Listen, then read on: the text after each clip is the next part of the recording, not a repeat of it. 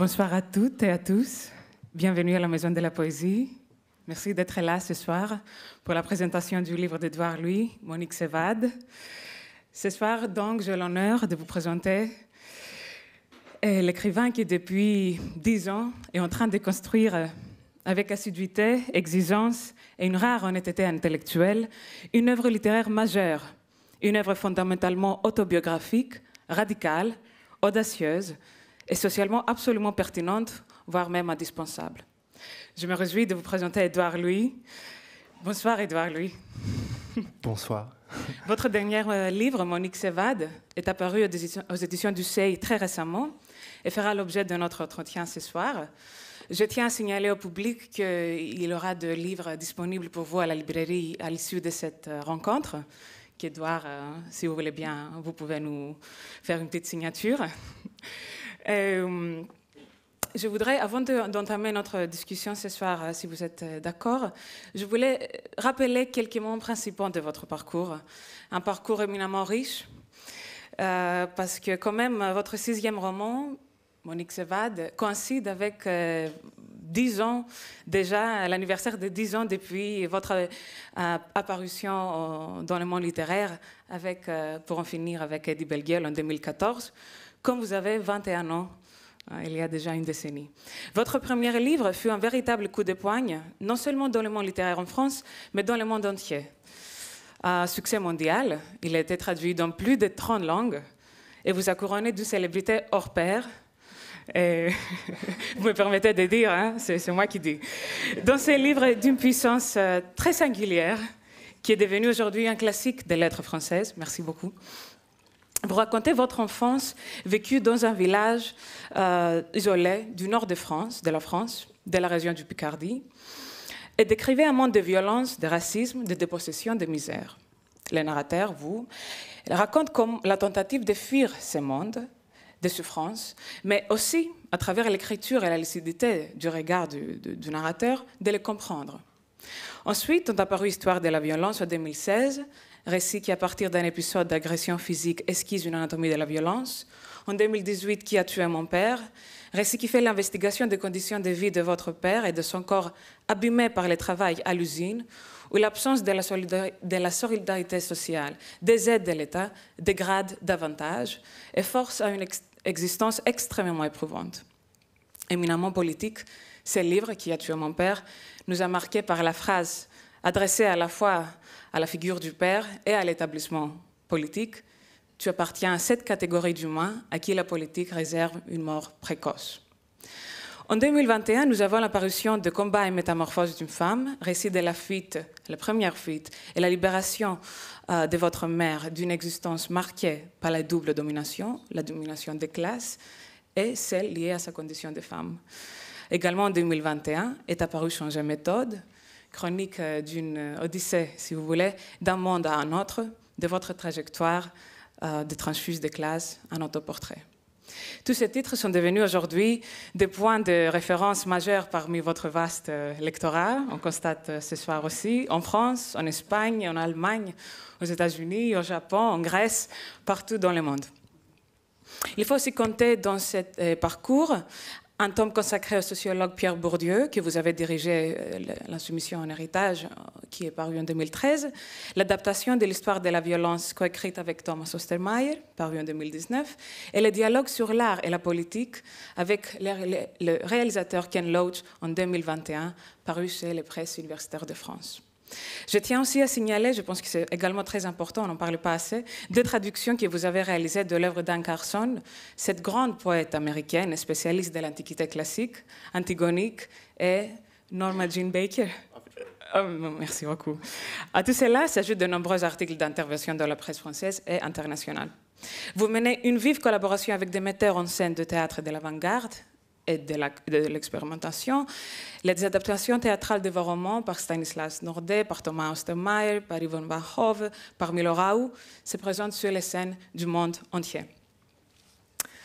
La première fois que j'ai eu la chance de rencontrer Édouard Louis, c'était dans le cadre d'un entretien destiné pour la presse grecque, lors de la présentation de votre livre Changer méthode. C'était à Athènes il y a 1 an et demi. Lors de cet échange, je n'ai pas osé vous le dire, mais votre présence, votre engagement public me fait penser à un personnage de Victor Hugo, vous me permettez ce rapprochement, au seuil de son fresque Les Misérables. Je voulais vous dire que vous faites penser à l'évêque bienvenu Myriel, c'est celui qui recueille Jean Valjean chez lui.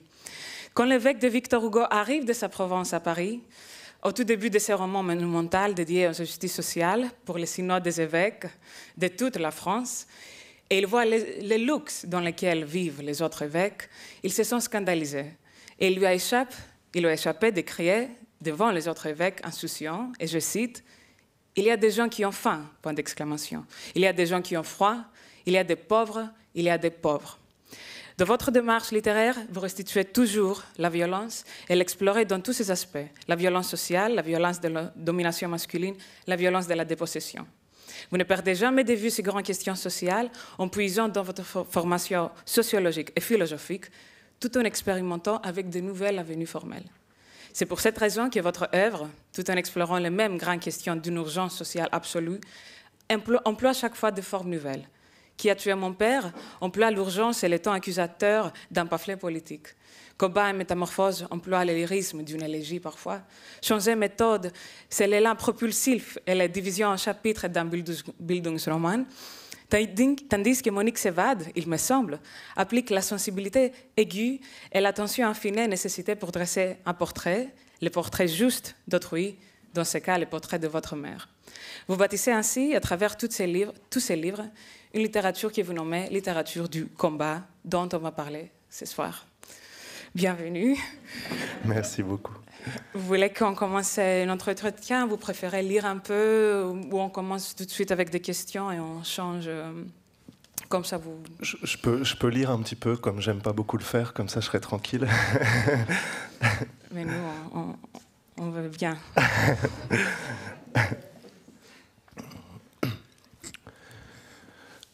Monique s'évade. Elle m'a appelé au milieu de la soirée. Elle pleurait. J'avais 28 ans à l'instant de cet appel et c'était la 3e, peut-être la 4e fois seulement depuis ma naissance que je l'entendais pleurer. Elle me racontait au téléphone que l'homme qu'elle avait rencontré après sa séparation avec mon père et avec qui elle habitait maintenant dans un appartement de fonction au centre de Paris lui faisait revivre la même chose. Il reproduisait avec elle les mêmes comportements que mon père lui avait infligés pendant 20 ans, en pire. Il buvait, beaucoup. Quand le jour déclinait, il se servait des verres de whisky les uns après les autres dans de vieux pots à moutarde reconvertis en verres à alcool et une fois qu'il avait bu, il l'humiliait. Il se mettait à l'insulter, à la traiter de salope, de pute, de conne. Je l'entendais derrière elle, tandis qu'elle m'appelait, ce soir de février. Il l'insultait, alors même qu'elle me parlait à travers le micro du téléphone. J'en étais le témoin.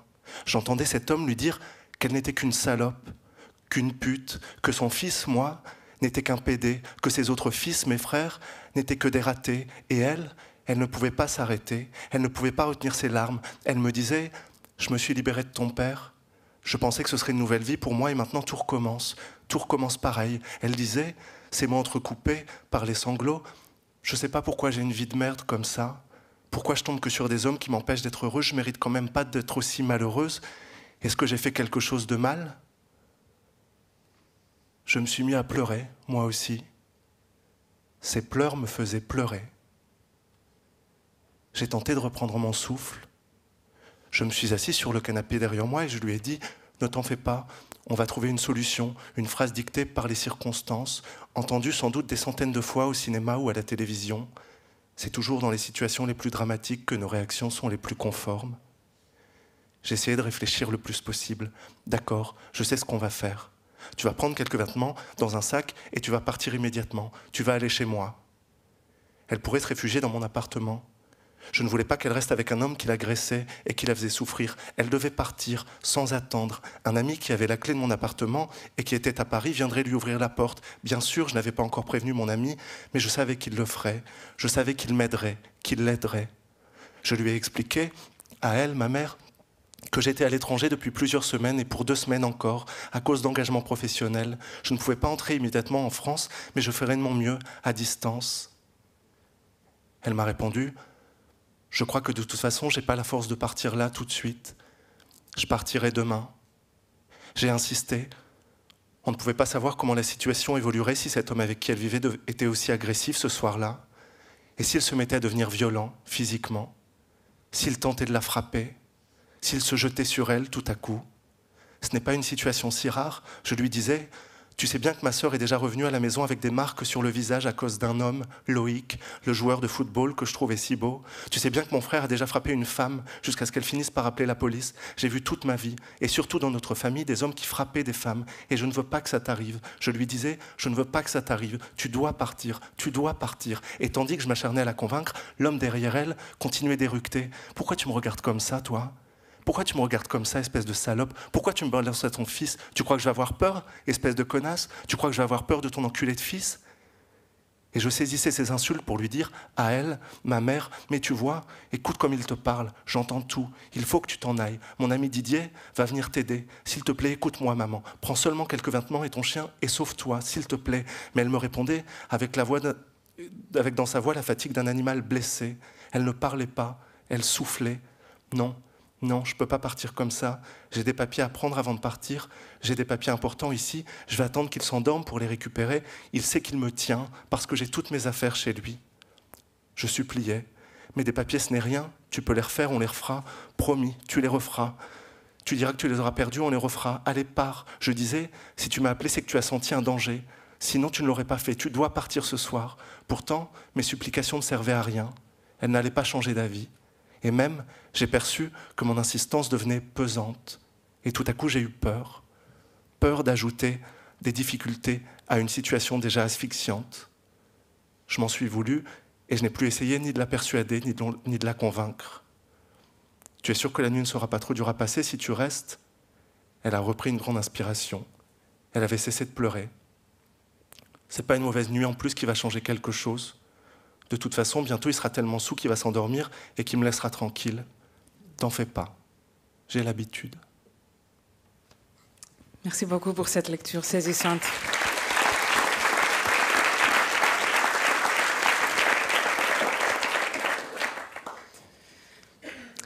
Monique Savad apparaît exactement 10 ans après Eddie Bellegueule, pour en finir avec Eddie Bellegueule. Pendant ces décennies, vous avez construit une fresque autobiographique singulière dont on a parlé. Vous avez publié encore 6 romans. Vous avez bâti une voix essentielle dans notre monde qui parle de l'injustice sociale. Alors je voulais commencer par vous demander, Édouard Louis, c'est comment être un écrivain combattant, engagé pendant une décennie? C'est pas facile. C'est pas facile.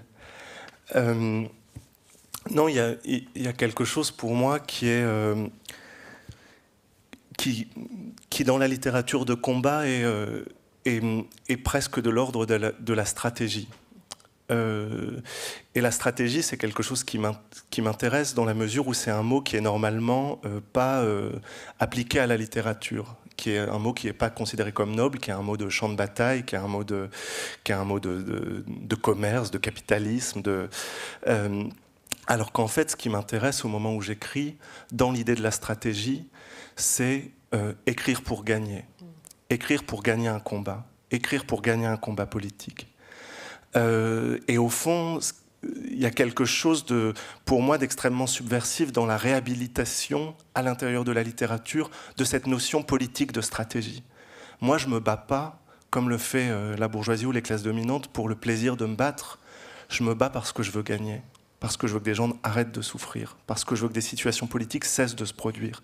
Et donc la littérature, je la conçois comme une bataille napoléonienne. Le but, c'est de gagner à la fin. Ce n'est pas de l'art pour l'art, c'est de l'art pour la transformation et de l'art pour le changement. Et à cet égard-là, pour moi, cette stratégie politique, elle se déploierait à 2 niveaux. D'abord dans ce que tu évoquais, c'est-à-dire la pratique de la vie comme écrivain.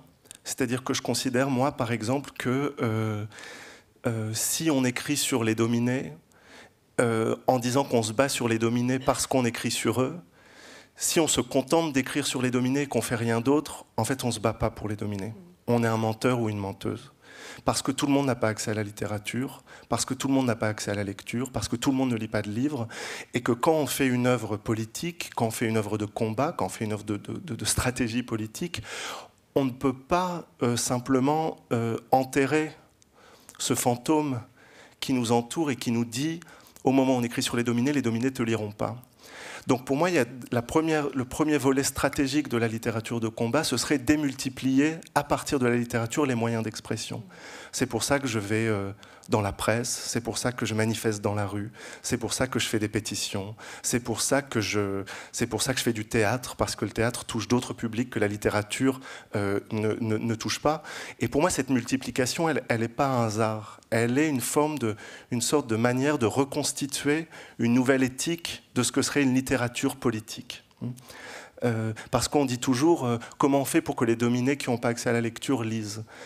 Et au fond, on essaye de conjurer le fantôme en disant ça, parce qu'il y a quelque chose d'extrêmement naïf sociologiquement dans cette interrogation, puisque si on s'en réfère aux théories de Pierre Bourdieu sur la société, les dominés sont dominés précisément parce qu'ils n'ont pas accès à la lecture, qu'ils n'ont pas accès à la culture ou à l'art. Et donc on ne peut pas se contenter de dire comment on fait pour qu'ils accèdent à l'art, puisqu'au moment où ils y accéderaient, ce seraient plus eux les dominés. Alors bien sûr, c'est quelque chose qui vaut le coup, c'est un combat qui en vaut la peine, il y a des gens qui le font, il y a le Parti communiste qui faisait lire les ouvriers, il y a Ken Loach qui organise des projections de ses films dans les pubs en Angleterre. Donc je ne dis pas que cette démarche n'a pas de sens, mais en tout cas elle a une limite, et cette limite pour moi elle est le point de départ de l'interrogation d'une nouvelle éthique de l'écriture.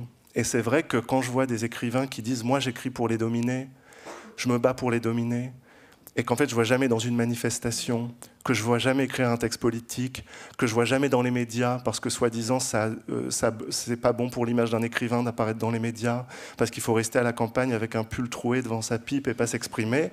En fait, tout ça, c'est drôle. Moi aussi, d'ailleurs, ça me fait rire, mais il y a quelque chose de profondément tragique derrière cette drôlerie, parce que cette image de l'écrivain, cette image ancienne de l'écrivain, elle est en vérité une technologie politique qui empêche la littérature d'accéder à un certain nombre de buts et de missions, en fait. Qu'est-ce qui se cache derrière la figure de l'écrivain qui, avec son pull troué, en fumant sa pipe devant le feu, qu'est-ce que ça dit du monde, qu'est-ce que ça dit de la littérature, et à quel point cette posture de l'écrivain est conditionnée elle-même par une conscience de classe, quand on sait que la plupart des écrivains et des écrivaines viennent de milieux dominants, de la bourgeoisie culturelle, des classes moyennes culturelles. Et donc, voilà, pour moi, c'est ça que veut dire une littérature de combat, c'est de s'attaquer à des idoles anciennes de la littérature et de proposer une autre éthique de ce qu'est la littérature. Les réseaux sociaux en font partie, par exemple, de construire des contre-publics sur les réseaux sociaux. Encore une fois, le théâtre, jouer moi-même au théâtre, participer à des mises en scène, jouer avec Thomas Ostermayer comme j'ai pu le faire. Et il y a vraiment un laboratoire dans ma tête autour de ces questions. Je n'ai pas une réponse définitive, mais en tout cas une recherche qui consisterait à aller toujours vers l'extérieur pour gagner, parce que je veux que la littérature gagne. Monique se va de la chronique de l'évasion de votre mère, Monique, d'un homme, d'un compagnon violent qui la maltraite. C'est la deuxième fuite réalisée par votre mère, comme vous nous racontez. La première, d'ailleurs, elle a été dans Combat et métamorphose d'une femme. Le lecteur, la lectrice assiste à la tentative d'évasion de Monique. Durant, vous venez de le lire, cette saisissante première partie du livre, on est presque au bout de souffle pour voir si elle va parvenir à vraiment échapper ou pas, même si le titre nous indique un peu déjà que ça va être achevé. Mais c'est bien parce que c'est vraiment un stress énorme et vous avez tellement rendu bien ce stress en lisant. Comme dit à votre mère à un moment donné Didier Ribon, de manière si juste et sensible en l'accueillant chez vous, il est toujours difficile de s'enfuir. Dans une scène particulièrement poignante, je trouve, Didier Ribon lui dit qu'elle est courageuse, qu'il admire. Et vous, alors, vous vous chargez justement dans ces récits de la responsabilité de relater son courage en vous plaçant à la position de l'écrivain témoin. Vous écrivez ces livres pour témoigner. D'une manière, vous acceptez de faire ces livres pour répondre à une commande de la part de votre mère. Et vous écrivez, à travers elle, j'ai découvert le plaisir d'écrire au service d'un autre, d'une autre. L'importance de parler pour quelqu'un d'autre, vous parlez de ça également, dans une lettre publiée récemment aux réseaux sociaux, un réalisateur qui vous a écrit pour vous demander permission de monter votre œuvre, même si lui n'était pas gay. Alors, je voudrais demander si, est-ce que cette manière d'écrire, comme si servant une commande, parlant à la place de quelqu'un d'autre, est-ce qu'il vous accorde une nouvelle permission d'écrire, et en plus, pas seulement une permission d'écriture, mais aussi la permission du bonheur, d'un bonheur? Oui, d'une certaine façon, oui, et c'est lié à la première question que vous posiez juste avant. C'est que, donc c'est une scène que je raconte dans Monique s'évade. Un jour, ma mère vient chez moi, dans mon appartement à Paris, et elle voit sur mon étagère un exemplaire de Combat et métamorphose d'une femme, le premier livre que j'ai écrit sur elle. Et au moment où ma mère voit ce livre, c'est en fait après cette fuite-là encore, c'est après cette évasion que j'ai commencé à lire. Et au moment où ma mère voit Combat et métamorphose d'une femme sur l'étagère, elle me dit « Je me suis encore enfuie depuis, et il faut que tu le racontes. » Et en effet, j'ai senti dans cette demande de ma mère une possibilité de me mettre au service de quelqu'un par la littérature, d'une manière plus radicale que ce que j'avais essayé de faire avant, et aussi d'apporter à travers ça une transformation immédiate et concrète à la vie de ma mère, puisque c'est quelque chose qu'elle voulait. Elle voulait un autre livre sur elle. Elle voulait être représentée. Monique s'évade, c'est un livre sur la représentation. Ma mère, comme beaucoup de gens des classes populaires et comme beaucoup de femmes des classes populaires, une des choses qu'elle répétait énormément dans mon enfance, c'est « personne parle de nous, tout le monde s'en fout de nous ». Les gens, quand ils allaient voter pour le Front National, disaient on va voter pour eux parce que personne ne parle de nous et eux, c'est les seuls à s'occuper de nous, à cause de ce mensonge, de cette stratégie rhétorique de l'extrême droite qui prétend représenter les dominés. Et donc, il y avait une envie, en fait, l'envie de représentation, elle était vraiment encore plus déterminante que les questions de racisme, que les questions de... Enfin, je me souviens, c'était tellement central, cette question d'exister. Et ça revenait toujours, tout le temps. Et il y a eu pour moi, dans Monique s'évade, une possibilité de donner quelque chose d'immédiat. Et ça a un rapport aussi avec une certaine idée de la littérature, puisque très souvent, un discours répété et connu de la littérature consiste à dire que les livres changent la société dans 20 ans. On dit toujours, voilà, d'ailleurs souvent on va parler d'un livre en disant il était en avance sur son temps, ou il était, et puis là, 20 ans plus tard il a changé la société, ce qui est souvent vrai et souvent beau quand on voit le mouvement féministe aujourd'hui. Sans Simone de Beauvoir, ce serait quand même pas la même chose. Mais je me suis posé la question de ce que voudrait faire un livre qui changerait quelque chose immédiatement et tout de suite pour quelqu'un. Et j'avais été informé dans cette pratique-là par le théâtre et par la démarche d'un certain nombre de metteurs en scène au théâtre ces dernières années, comme Milo Rao ou comme Mohamed El Khatib, qui ont produit un théâtre de transformation immédiate. Je me souviens qu'un jour, je suis allé voir avec Didier Ribon et Geoffroy, on est allé voir un spectacle de Milo Rao qui s'appelle Oreste à Mossoul, qui est un spectacle dans lequel Milo Rao a monté l'Orestie d'Échille à Mossoul, juste après la chute de l'État islamique, dans les décombres laissés par l'État islamique. Et il se trouve qu'à Mossoul, il y avait une école de théâtre qui a été détruite par l'État islamique. Un certain nombre des gens qui étudiaient, qui faisaient du théâtre là-bas ont été massacrés, ont été tués, ont été enrôlés de force, ont été massacrés. Et après la chute de l'État islamique, Milo Rao est allé faire cette pièce de théâtre avec eux, ces gens pour qui le théâtre était la vie, c'était le centre de leur existence. Ils ne pouvaient plus en faire. D'ailleurs, il les interviewe, il leur fait parler de leur rapport au théâtre. Et tout à coup, avec ce spectacle, Milo Rao leur donnait la possibilité de faire du théâtre, de refaire du théâtre. Et je me souviens que je suis sorti de ce spectacle de Milo Rao et j'ai été profondément ébranlé. Je suis sorti bouleversé et j'ai eu honte presque de tout ce que j'avais fait. J'ai eu honte d'Eddie Bellegueule, j'ai eu honte de Qui a tué mon père, j'ai eu honte de tout. Je me suis dit, il a fait quelque chose qui a fait quelque chose tout de suite. Moi, quand j'écris, je me dis, allez, j'espère que dans 10 ou 15 ans, quelques personnes auront changé grâce à ce que j'aurais fait. Mais lui, il a fait quelque chose tout de suite. comme Mohamed El Khatib qui a fait Corinne Dada avec une femme de ménage, qui a fait un spectacle avec une femme de ménage, et qui a fait d'elle une actrice qui a tourné dans le monde entier. Alors qu'avant lui, elle nettoyait les toilettes d'un lycée, que personne ne lui disait bonjour parce qu'elle était femme de ménage. Et j'ai été profondément interpellé par ces démarches théâtrales. Et quand ma mère m'a dit « je veux que tu écrives sur moi », sachant que déjà depuis un certain nombre de mois, je pouvais lui payer son loyer parce que j'avais écrit des livres sur elle aussi, je le raconte dans le livre, je me suis dit, il y a quelque chose d'extrêmement concret là-dedans. Il y a quelque chose d'extrêmement concret. Et j'ai voulu tenter ça. Et c'est ça la joie de ce livre, c'est que ma mère, elle donne le livre à toutes ses copines. Et d'ailleurs, vous la faites monter sur scène aussi, hein, elle est applaudie par tout le monde. On révèle un peu la fin en disant ça, mais elle rejoint le théâtre dont vous parlez tout à l'heure. Oui, vous faites ça aussi, je veux dire. C'est Falk Richter qui a fait une mise en scène de Combat et métamorphose d'une femme à Hambourg. Et j'ai décidé d'emmener ma mère. Et elle est montée sur scène pour se faire applaudir dans une salle gigantesque avec 1200 personnes. Et je me souviens qu'au moment où elle est montée sur la scène, enfin, il y a quelque chose en elle qui était tellement extraordinaire. Je raconte dans Monique Sévad que c'est une guerre contre... Je dis une guerre contre une armée de jamais. Parce qu'au moment où j'emmenais ma mère au théâtre à Hambourg, ma mère avait jamais quitté la France de sa vie. Elle avait jamais pris, à 57 ans presque, elle avait jamais pris l'avion de sa vie. Elle était jamais allée à l'hôtel de sa vie. Elle n'était jamais allée au théâtre de sa vie. Elle n'avait jamais vu un spectacle sur elle de sa vie. Et tout à coup, elle volait tout un ensemble de choses que le monde lui avait volées. Et c'est de ça aussi que parle Monique Sévad.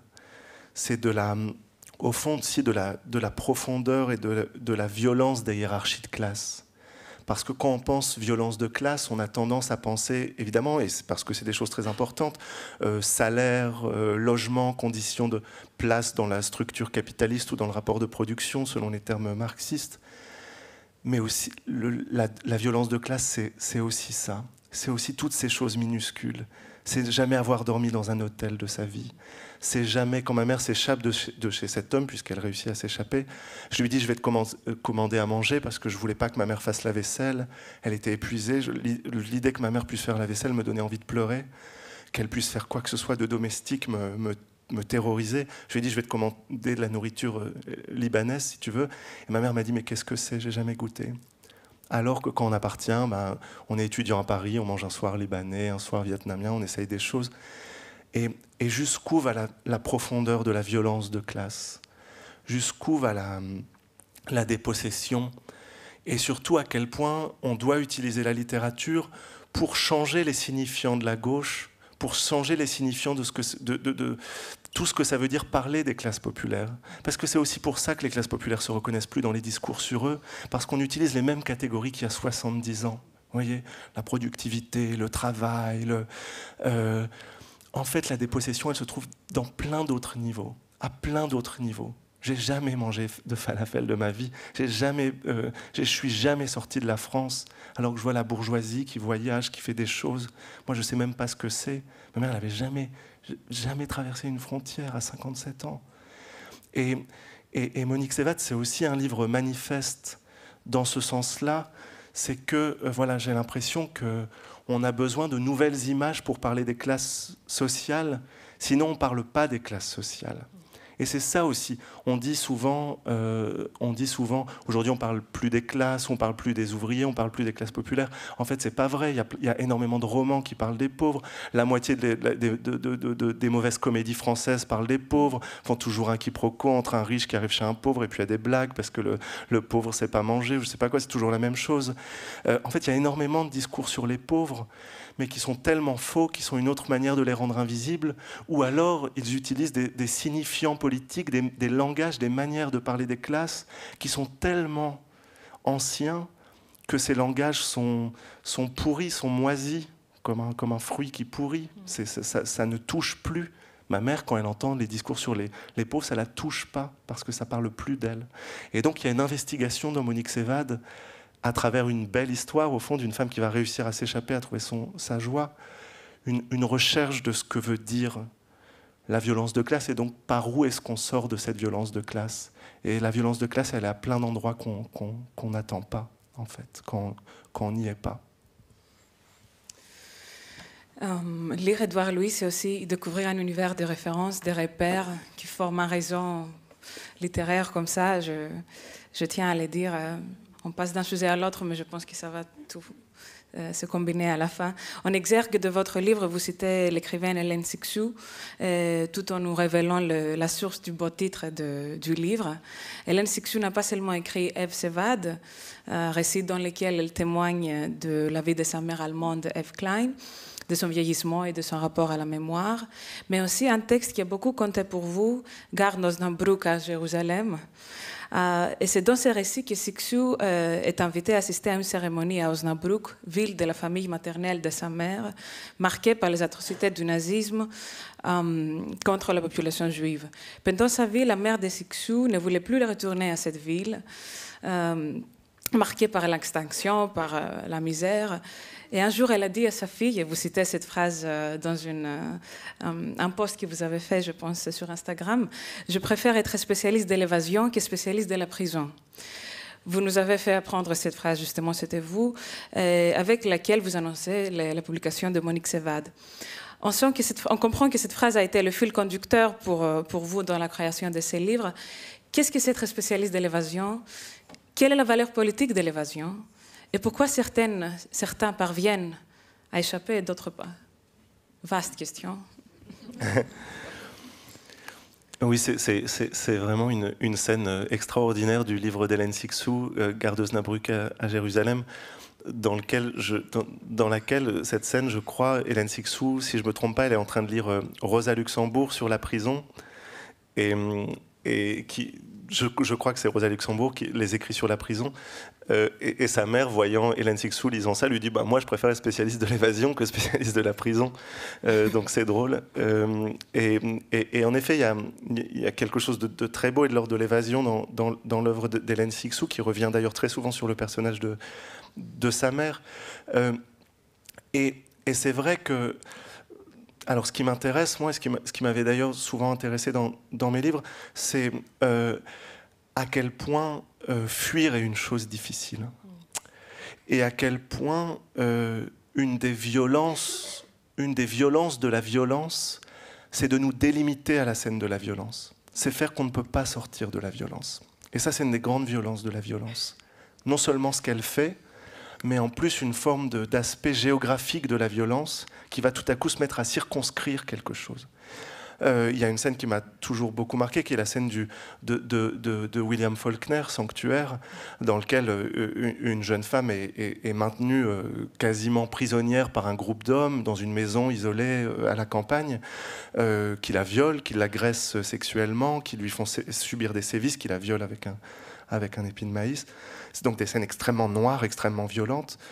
Et Faulkner raconte qu'à un moment donné, cette femme s'échappe, elle réussit à s'échapper de la maison, et puis au moment où elle s'éloigne, elle revient.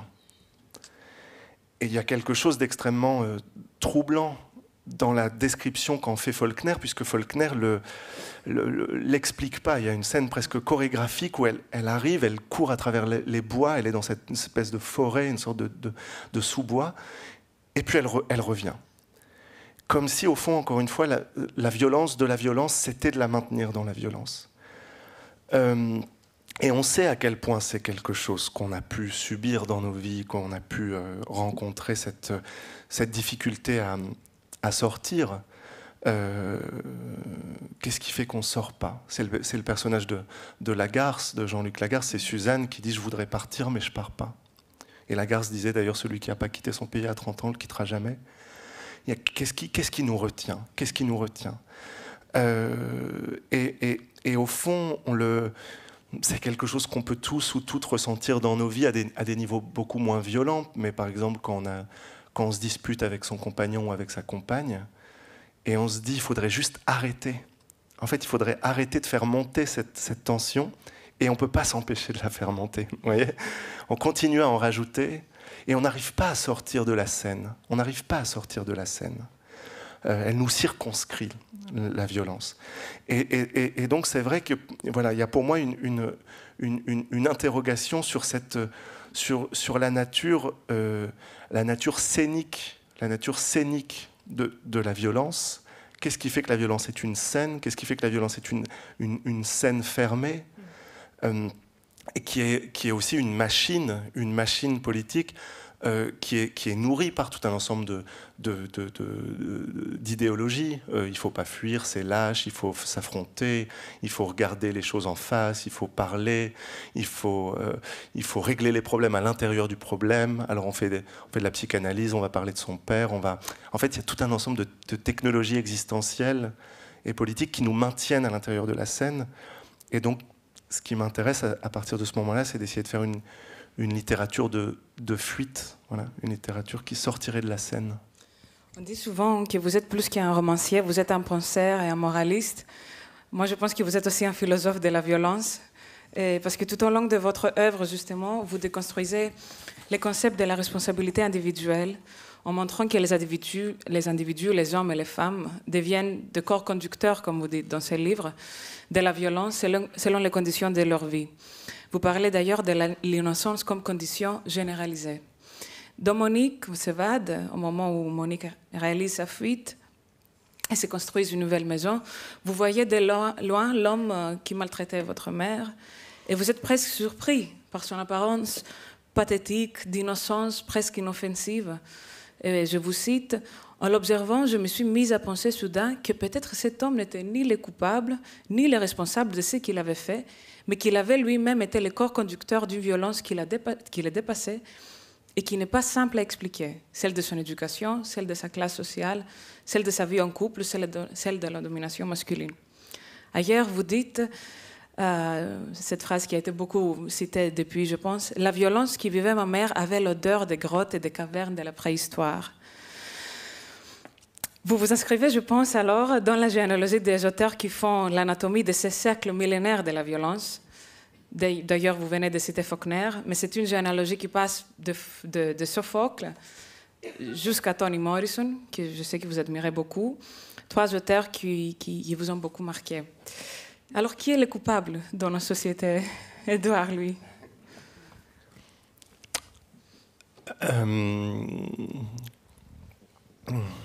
Je pense que justement la notion de coupable, elle est problématique pour moi. Je pense pas la violence en termes d'individus.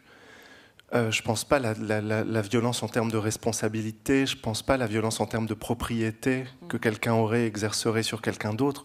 Je pense la violence en termes de flux, de courant électrique. Je pense la violence en termes de fluide, de choses qui circulent entre les corps. Ce qui ne veut pas dire qu'elle n'est pas grave, au contraire. Au contraire. Ce qui veut dire que cette manière de l'analyser, c'est peut-être la manière de l'endiguer. Et pour moi, on ne peut pas commettre une plus grande agression à l'égard de la violence qu'en essayant de la comprendre, au fond. Puisqu'évidemment, on le sait, on fait un cadeau à la violence au moment où on essaye de ne pas la comprendre. C'est tellement facile de dire, voilà, cette personne est coupable, on la met de côté, on l'emprisonne. Et devinez ce qui se passe, ça fait des centaines d'années qu'on a des prisons et la violence, elle ne s'est pas arrêtée. Bon, alors ça n'a peut-être pas très bien marché. Et au fond, on fait un cadeau à la violence. On fait un cadeau à la violence. Et toutes les personnes qui individualisent et responsabilisent la violence et qui, en fait, prétendent lutter contre elle et accusent celles et ceux qui essaient de la comprendre d'être complaisants, sont en fait ceux qui la reproduisent. Parce que c'est ceux qui la comprennent qui l'agressent. Parce que si vous en trouvez les origines, vous pouvez essayer de défaire ces origines. Et moi, j'ai trop vu dans ma vie à quel point des individus changeaient avec leur existence. Être un transfuge de classe, c'est être un témoin. Moi, je suis un témoin. J'ai vu à quel point des gens, dans des cercles différents, dans des mondes différents, avec des vies différentes, avec des sexualités différentes, dans des classes différentes, dans des pays différents, comment les gens agissaient différemment. Et encore une fois, je ne dis pas que c'est simple, parce qu'il y a plein de choses qui viennent s'entremêler, mais il y a quelque chose de ça. Et la littérature, ces dernières années, elle est devenue souvent lâche là-dessus. Elle est devenue lâche là-dessus. Je me souviens de Marguerite Duras qui, au moment de la publication de L'Amant, disait « J'écris pour innocenter, j'innocente ». Elle parle de son grand frère qui a mené à la mort de son petit frère. Elle dit « Je l'innocente ». Et quand elle dit ça à la télévision, personne ne la reprend. Alors qu'aujourd'hui, on dirait oh, « Vous excusez la violence ». Qu'est-ce qui s'est passé dans l'analyse toujours plus individualisante de la violence? On voit aujourd'hui tout un ensemble de mouvements, soi-disant de gauche, qui se donnent comme seule mission de punir, de réprimer, de responsabilité, de pointer du doigt. Ça, c'est pas la gauche. Et on a perdu quelque chose là-dedans.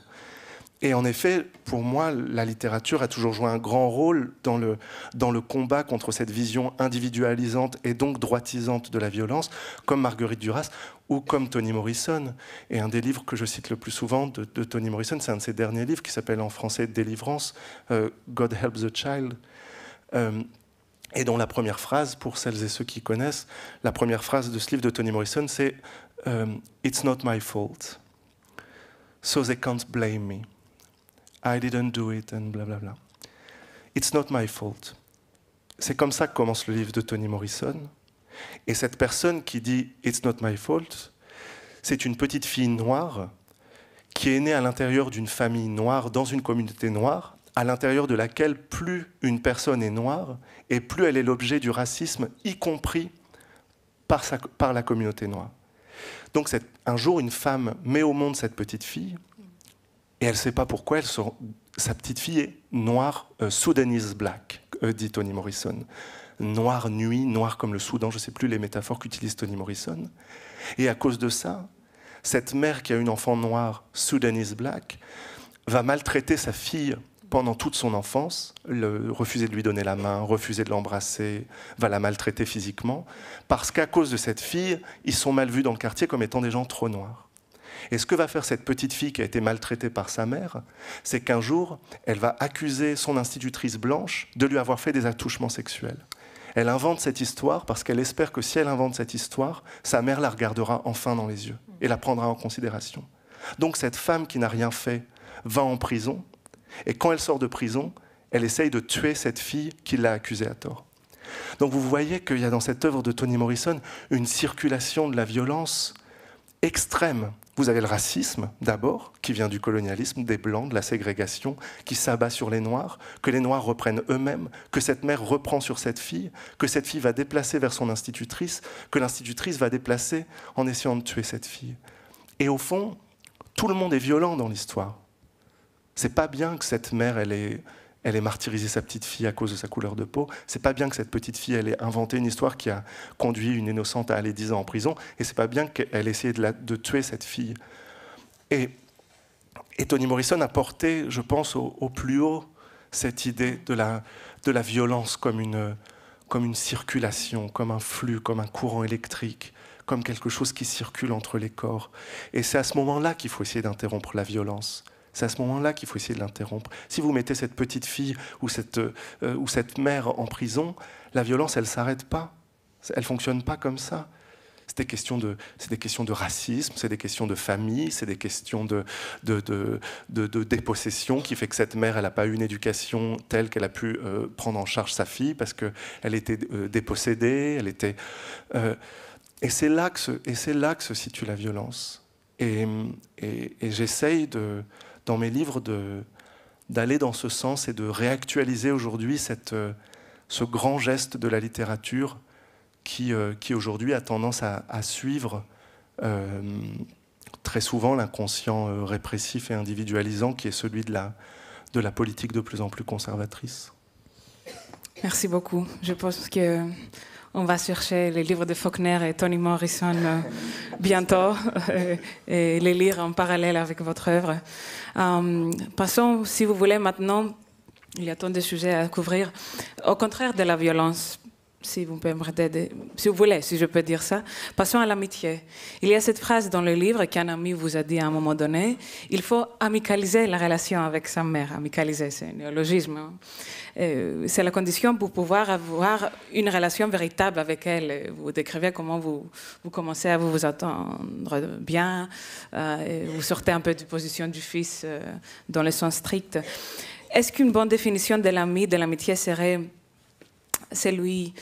cette personne qui accepte pleinement et encourage notre transformation, qui est celui qui refuse par une intuition, par une sensibilité, de nous figer dans une identité. Oui, je suis content que vous en parliez parce qu'on ne m'en a pas beaucoup parlé depuis la publication du livre, alors que c'est très important pour moi. C'est que c'est un livre sur l'amitié aussi, justement, et sur les rapports entre l'amitié et la fuite. Et pour moi, il y a toujours eu quasiment un synonyme entre amitié et fuite. L'amitié, c'est s'enfuir. L'amitié, c'est s'enfuir.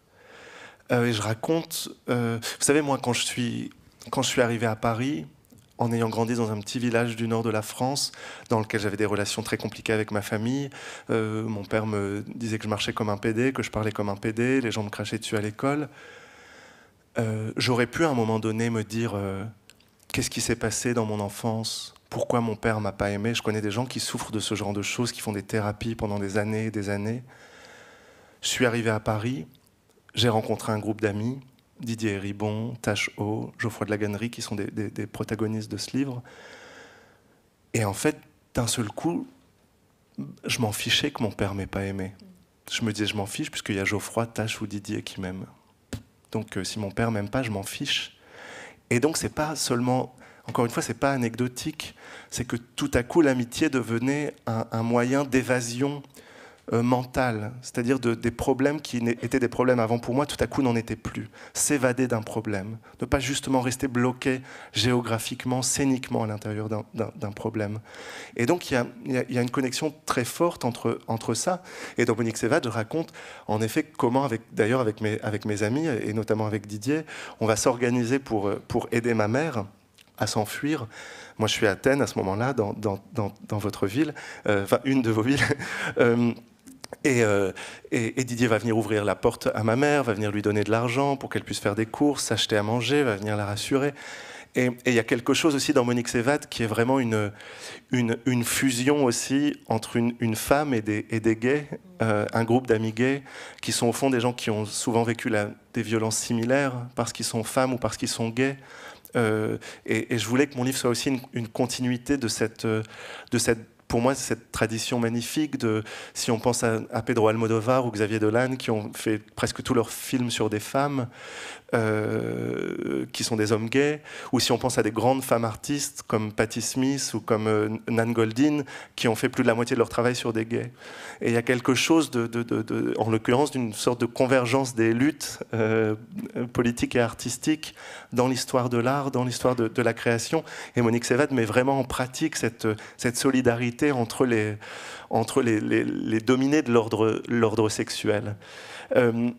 Et c'est vrai qu'au moment où ma mère s'échappe, pour répondre à la première partie de votre question, c'est Geoffroy qui dit toujours il faut amicaliser la relation avec sa mère. Geoffroy dit toujours la mère, elle est supportable que si elle est plus la mère. Sinon, elle est chiante. Et il y a quelque chose de très juste dans ce qu'il dit, je pense. Le rapport de maternité, le rapport hiérarchique est souvent difficile, est souvent lourd, et souvent, en tout cas, miné. Et au moment où ma mère, au fond, le moment où ma mère s'évade, d'abord de chez mon père et ensuite de cet homme, ça parle encore de fuite, mais elle devient quelqu'un d'autre. Elle devient autre chose. Parce que fuir, c'est aussi devenir quelqu'un d'autre. C'est-à-dire qu'il y a une sorte de parallèle entre la fuite d'un corps et une fuite intérieure. Un déplacement géographique, une fuite, c'est aussi une fuite intérieure. La fuite extérieure est aussi une fuite intérieure. C'est un peu ce que dit Monique Wittig quand elle parle des lesbiennes, et que Monique Wittig dit les lesbiennes ne sont pas des femmes. Puisque Wittig disait, cette idée très belle, elle disait, en fait, être femme, c'est pas seulement un genre. La société, elle construit les femmes aussi dans un rapport à la sexualité, par rapport à la sexualité hétérosexuelle, le désir masculin, l'attente du désir masculin. Donc la femme, elle n'est pas construite seulement comme un genre femme qui s'opposerait à homme ou à d'autres formes. elle est construite dans un rapport de séduction à l'homme, d'hétérosexualité obligatoire, de paraître pour l'homme, etc. Et donc, Monique Wittig disait, la lesbienne, comme elle n'est pas soumise au régime de l'hétérosexualité, elle n'est pas une femme, elle est autre chose. Et il disait, c'est comme les esclaves marrons, disait Monique Wittig, comme les esclaves qui fuyaient les plantations pendant l'esclavagisme. Ce sont les esclaves marrons de la féminité. Elles ont fui la féminité. Et au fond, ce que dit Wittig, si on le prend au niveau comme ça, théorique, c'est que dans la fuite, il y a une identité qui se transforme. Si on a fui quelque chose, à l'autre bout de la trajectoire, on n'est plus une femme. Eh bien, ma mère, si elle s'est enfuie, à l'autre bout de la trajectoire, elle n'est plus ma mère. Elle est autre chose. S'enfuir, c'est dissoudre une identité. C'est remodeler une identité. Et c'est ce que raconte Monique Sévad, c'est que tout à coup, il y a une relation et une complicité possible parce que quelque chose s'est passé dans cette fuite. Elle a laissé quelque chose derrière elle et elle a gagné quelque chose. Et moi aussi, et on peut se retrouver dans ce sous-bois, comme les esclaves marrons qui s'enfuyaient, qui reconstruisaient des communautés. Et on est autre chose à ce moment-là. Christine Angot a dû voir cette relation-là en faisant la chronique sur France Inter, n'est-ce pas, sur Monique Wittig. Et il y a tout un réseau de références. Vous venez de citer Nat Goldin. Je voudrais rebondir un peu. Vous m'avez dit un jour, je garde précieusement cette phrase, en parlant des photographies autobiographiques de Nat Goldin, la réalité est un travail qui est très lent. J'ai beaucoup aimé cette phrase. Et dans Monique Sévad, vous construisez un texte qui tisse la narration du présent avec des analepses, comme on dit, des retours dans le passé, qui viennent éclaircir justement le présent, où on puisse finalement mieux comprendre le présent. Et votre premier retour que vous faites dans ce texte, au passé de votre mère, m'a fortement fait penser à un texte que je sais que vous aimez bien, de Beauvoir sur la mort de sa mère, une mort très douce, quand Beauvoir retrace la vie de sa mère pour mieux la comprendre, jusqu'au point où constater que sa mère vivait contre elle-même, comme elle dit fameusement. Et vous employez aussi des procédés qui relèvent du théâtre, notamment les insultes que vous les donnez en tant que catalogue avec cet effet de cumulation, les anaphores qui sont, je pense, si caractéristiques de votre style, cette répétition, l'intensification. Et même si votre écriture défie, disons, le bien écrit, si vous voulez, ou se met sciemment en grève du style, comme a dit un critique, les textes demeurent extrêmement travaillés, évidemment. La structure se relève très élaborée. Je voulais donc saisir cette opportunité, puisque nous sommes dans la maison de la poésie, il faut parler poétique, n'est-ce pas? Et vous poser la question suivante. Quelle était une des difficultés majeures de ces livres d'un point de vue formel? Oui, c'est-à-dire que vous en aviez parlé dans l'introduction, mais ce qui est important pour moi, c'est de réussir à faire en sorte, en tout cas, de penser que chaque histoire mérite sa propre forme littéraire. Et qu'on ne peut pas raconter une histoire avec la même forme littéraire qu'on emploierait pour une autre histoire. Et c'est parfois un peu ma querelle avec la littérature, et c'est pour ça que je trouve qu'il y a tellement de romans qui sont décevants. C'est qu'on se dit, on va lire une histoire sur un sujet, on l'ouvre, et puis on retrouve une forme qu'on a rencontrée 10 000 fois, qui est en fait une forme très légèrement réactualisée de ce que faisait Zola ou de ce que faisait Virginia Woolf, avec moins de puissance en général. Et on va être reconfronté à cette même forme,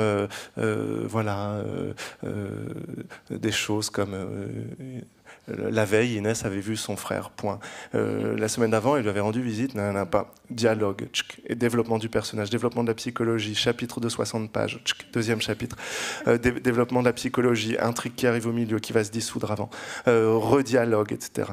Et puis il y a une sorte de rythme dans la narration comme ça qui reproduit en fait une idée qui a 100 ans de retard de la littérature. Et au fond, chaque vie, chaque expérience, chaque visage, chaque respiration mérite sa propre création formelle. Et c'est ce que vous disiez tout à l'heure. Pour moi, dans ce que j'essayais de faire dans mes livres, c'est à chaque fois de trouver une forme différentes, avec quelque chose qui était plus proche de la confession, pour en finir avec Eddie Bellegueule. Je me souviens, je lisais énormément André Gide, je lisais énormément Jean-Jacques Rousseau, avec quelque chose dans la narration de beaucoup plus faulknérien, dans l'histoire de la violence, avec plein de personnages qui parlent, on ne sait pas toujours qui parle, puisque c'était un pari d'essayer de raconter que l'expérience de la violence sexuelle, c'est que tout le monde en parle, les juges, la police, les avocats, tout le monde sauf la victime, qu'on n'écoute pas. Quand j'ai fait Qui a tué mon père, comme je voulais parler des effets de la violence politique sur le corps de mon père, je me suis rapproché du pamphlet, de l'écriture politique. J'ai relu Zola, j'ai relu 2000 fois le J'accuse de Zola, j'ai relu la douleur de Marguerite Duras, où il y a des pages où elle s'attaque très très violemment à Charles de Gaulle, qui sont absolument incroyables, qui est un texte qui est très proche de J'accuse la douleur. On le voit rarement comme ça, mais il y a plein de pages qui ressemblent énormément à ça, de Pasolini aussi. Et voilà, et donc à chaque livre, j'ai essayé de trouver une forme qui rendrait justice à ce que j'étais en train d'essayer de raconter. D'aller chercher autre part, d'aller chercher autre chose, de ne pas avoir le même ton, de ne pas avoir le même rythme. Combat et Métamorphose, c'était des fragments. Là, c'est quelque chose, comme vous l'avez vu quand je lisais, qui est beaucoup plus à bout de souffle. Et c'était ça la difficulté de Monique Sévade, c'est que j'avais envie que ce soit un livre justement à bout de souffle, que ce soit un livre comme le film de Jean-Luc Godard, comme tout un tas d'expérimentations de la nouvelle vague, de quelque chose qui ne s'arrête pas. On est essoufflé, les gens courent, les gens partent, les gens avancent, les gens parlent. Puis, il n'y a pas de transition entre les scènes. On coupe et boum, le personnage est en voiture dans le film de Jean-Luc Godard. Et puis boum, ça coupe et elle est en train de discuter.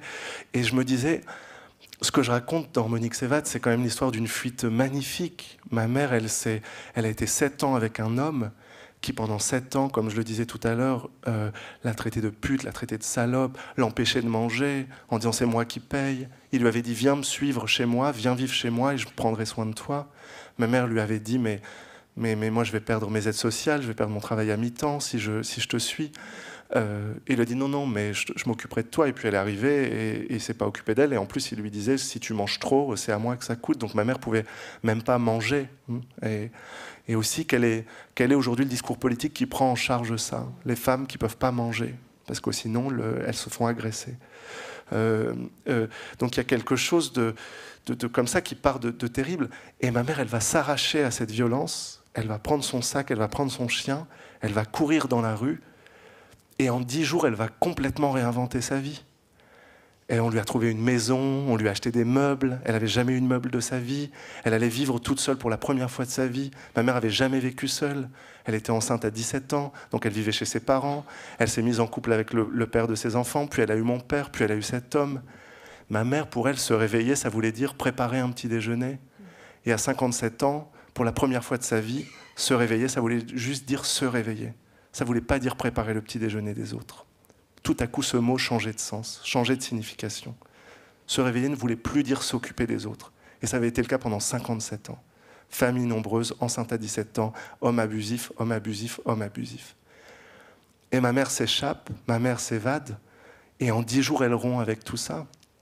En 10 jours, elle se retrouve dans cette maison, elle est seule, elle m'envoie des selfies toute la journée en disant « j'en reviens pas d'être toute seule ». Elle m'envoie des selfies avec son chien, alors seul avec son chien parce que lui c'est son allié, il est Pocket, que j'ai voulu faire entrer en littérature. Pocket, c'était un personnage inattendu de mon corpus littéraire. Je pense que celle-là, personne s'y attendait. Et donc j'avais envie dans la forme littéraire du livre qu'on ait le mouvement de cette fuite. Et c'était en fait extrêmement difficile parce que comment on construit ce mouvement? En fait, au fond, c'est presque, non, il ne faut pas être populiste, mais c'est facile de faire un livre difficile à lire. Enfin, pas difficile, c'est pas la question de la difficulté, parce que Antigone, c'est pas difficile à lire, mais c'est sophistiqué en même temps. Mais un livre lent à lire, ça peut être facile à faire, ça peut être difficile, comme quand c'est Faulkner, mais si je jette des mots sur le papier là, ce sera incohérent, et quand vous allez essayer de le lire, ça va être laborieux si je vous écris 300 pages tout de suite. Comment on fait pour trouver cette fluidité, cette rapidité, de faire ressembler un texte à une course? Ça, c'était extrêmement difficile. qu'est-ce qu'on garde, qu'est-ce qu'on prend, c'est même les émotions qu'on raconte. Le fait de raconter une respiration va tout à coup accélérer le rythme du texte. Le fait qu'on va raconter un bruit va ralentir le rythme du texte. Alors qu'est-ce qu'on fait, qu'est-ce qu'on garde, qu'est-ce qu'on met? Il y avait quelque chose d'avoir que la forme de mon livre rende justice à cette évasion de ma mère.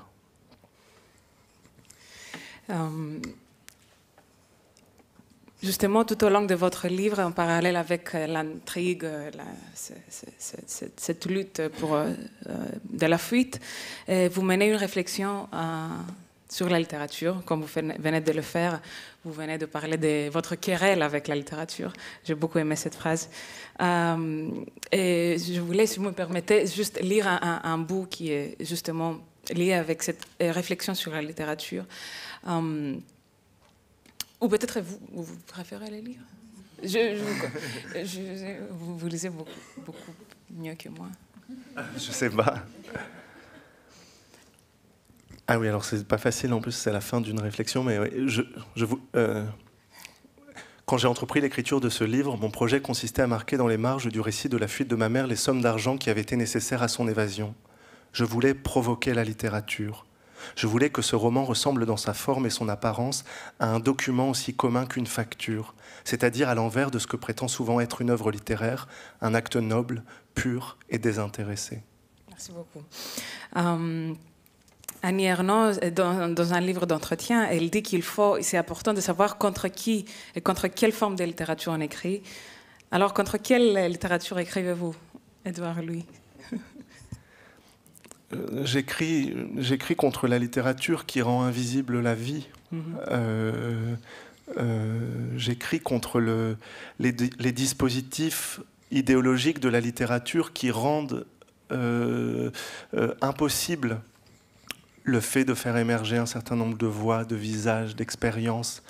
Qu'est-ce qu'on met à l'extérieur de la littérature pour la définir comme littérature? Quelles sont les marges, encore une fois? Quelles sont les frontières de la littérature? Et c'est vrai, il y a quelque chose d'assez parallèle entre Qui a tué mon père et Monique Sévade. Par exemple, dans le fait que dans Qui a tué mon père, j'essayais de raconter les réformes politiques de Macron, de Sarkozy, de Chirac, qui avaient impacté le corps de mon père et sa vie, qui avaient fait partie de sa biographie. Et j'ai voulu les écrire, ces noms, dans une œuvre littéraire. Puisque ce que je disais, c'est, dans les classes populaires, une décision de Macron, de Chirac ou de Sarkozy, ça fait partie de la vie intime, autant que la première fois qu'on fait l'amour, autant que le premier baiser, autant que la relation avec son enfant. C'est tout à coup des médicaments qui sont plus remboursés et on peut plus se soigner, donc on a mal au ventre. C'est tout à coup des dentistes, des hôpitaux qui sont fermés et on peut plus se soigner. On sait qu'en Angleterre, par exemple, c'est un des pays où le cancer est le moins diagnostiqué parce que l'État thatcherien, post-thatcherien a coupé toutes les aides d'État, il n'y a plus d'hôpitaux, les gens ont des cancers qui ne traitent pas, ils meurent dans des proportions plus que des pays très très pauvres. Donc c'est cette idée de la politique comme un enjeu concret de la vie. Et je me souviens que quand j'ai écrit Qui a tué mon père, j'avais peur. Je me disais, je peux pas écrire Sarkozy ou Macron dans une œuvre littéraire. J'ai une image haute de la littérature. Elle est trop noble pour eux. Ils la méritent pas. Ils vont salir la littérature. Et je me sentais mal. Je dormais pas. Je me disais, je peux pas écrire Macron. Pour moi, la littérature, c'est pas Sarkozy, c'est Faulkner, c'est Morrison, c'est Sophocle, c'est Sixou, c'est ça la littérature. Et en même temps, je me disais, c'est qu'il y a là une frontière de la littérature et quelque chose qu'elle empêche. Alors même si des gens ont essayé de le faire, on n'est jamais le premier. Proust parlait de l'affaire Dreyfus. En fait, la recherche de Proust est une œuvre sur l'affaire Dreyfus, en grande partie. Je parlais tout à l'heure de Duras. Donc bien sûr, des gens ont essayé de pousser ces frontières. Mais là, en plus de raconter des réformes très précises, des réformes assez récentes, je me disais, mais qu'est-ce qui se passe si les normes de la littérature empêchent de raconter le corps de mon père? Puisqu'en fait, pour lui, c'était ça, sa vie. Et l'argent, c'est la même chose. C'est-à-dire que je raconte dans Monique s'évade que pour que ma mère s'évade, il a fallu de l'argent. Et j'essaye, en m'inspirant de Virginia Woolf et de son essai Une chambre à soi, j'essaie d'évaluer quel serait le prix d'une liberté. Combien ça a coûté pour ma mère de payer une caution, de prendre un appartement, qui étaient les conditions de la liberté. Puisque je cite la mère de Didier Héribon dans Monique s'évade, quand elle dit dans Vie, vieillesse et mort d'une femme du peuple, qu'elle aurait voulu s'évader, s'échapper de chez son père, mais pour aller où? Parce qu'elle n'avait rien pour s'évader, voyez. Il y a une série qui s'appelle Big Little Lies sur des femmes de la bourgeoisie. Une femme qui est très violemment agressée par son mari, puisqu'il n'y a pas de monopole de la violence quand il s'agit de la violence masculine dans aucune classe. Mais au moins, cette femme, à un moment donné, elle peut prendre un appartement pour partir. Je ne dis pas que ce n'est pas facile. Hein. Il y a de la peur, il y a de la terreur, il y a des choses qui empêchent. Mais il peut y avoir, à un moment donné, une petite possibilité. Pour ma mère, il n'y avait pas cette possibilité. Et donc, en parlant de l'argent et en disant combien a coûté cette caution, combien a coûté le taxi quand ma mère s'est enfuie de chez cet homme, parce que ma mère elle avait des problèmes de hanche, elle ne pouvait pas s'enfuir facilement, par exemple, si elle n'avait pas un taxi. J'avais l'impression de me dire, il y a aussi une forme d'agression envers une notion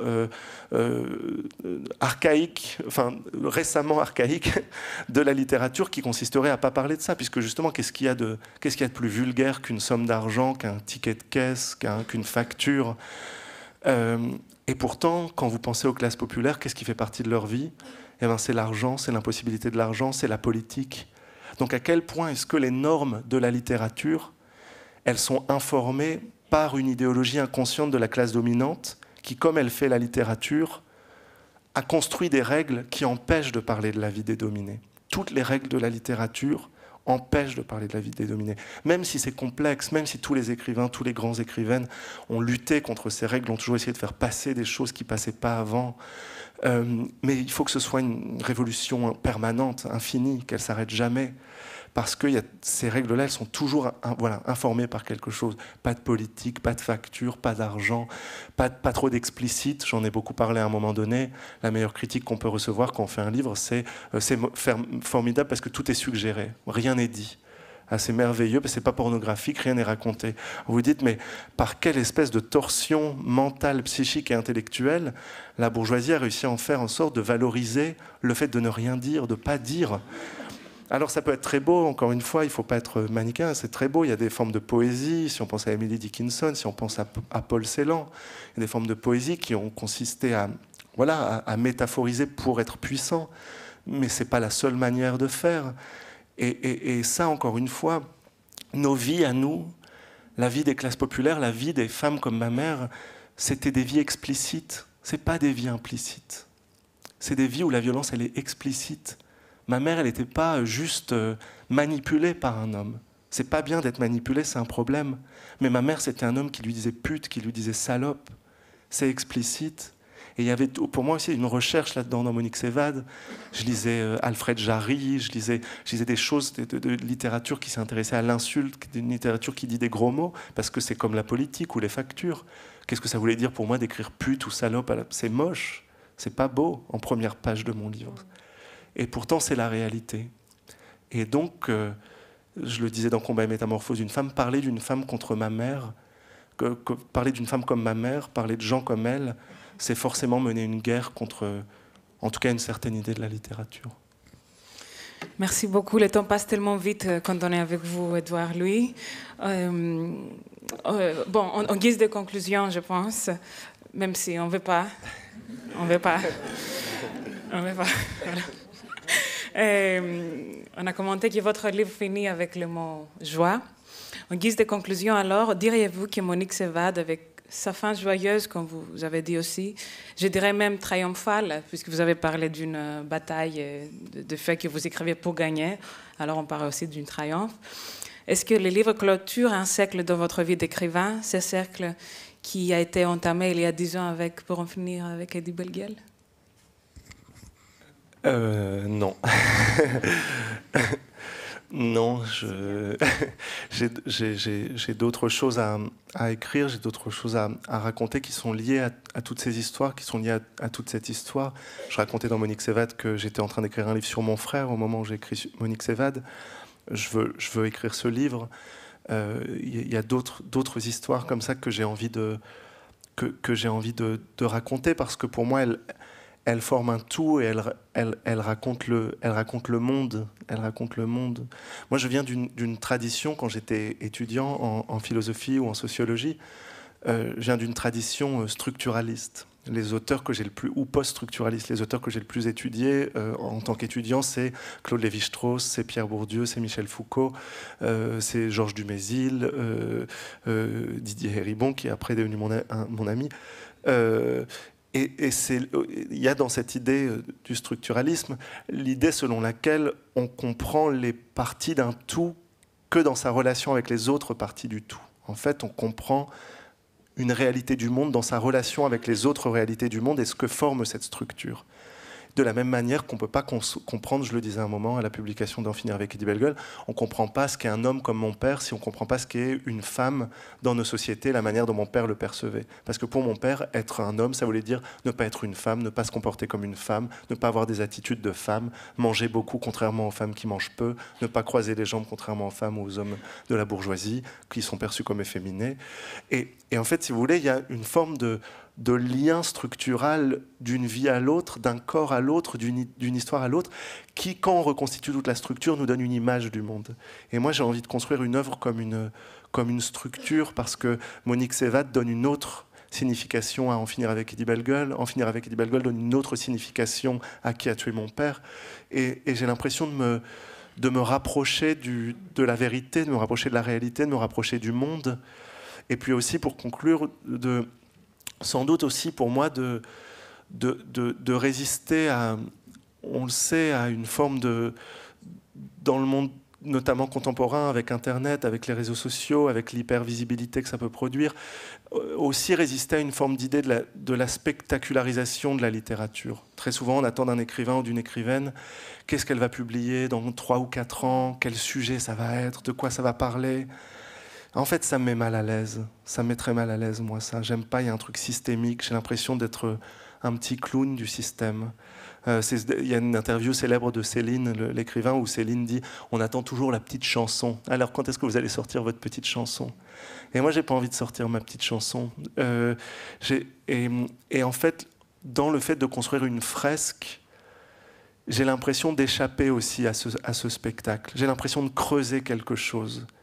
Et de ne pas être là pour divertir, mais pour aller en profondeur, et celles et ceux qui veulent me suivent, ceux qui ne veulent pas me suivent pas, personne n'est obligé, mais l'idée d'aller au fond plutôt que d'aller vers une sorte d'éclat à chaque publication.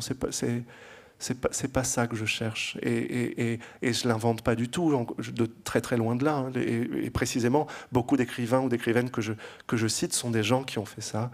Hélène Cixous a fait ça.